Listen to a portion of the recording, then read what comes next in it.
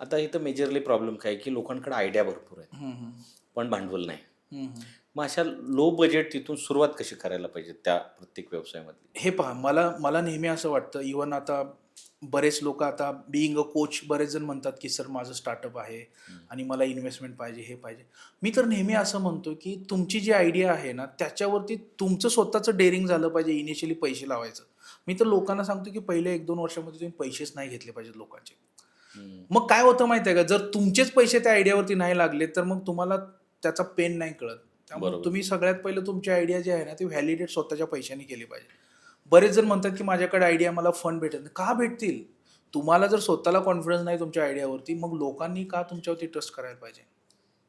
बरोबर. सो त्या पद्धतीने ॲक्चुअली म्हणजे मी तर लोकांना सजेस्ट करतो, की पहिलं तू तुझ्या बिझनेसमध्ये पैसे लाव.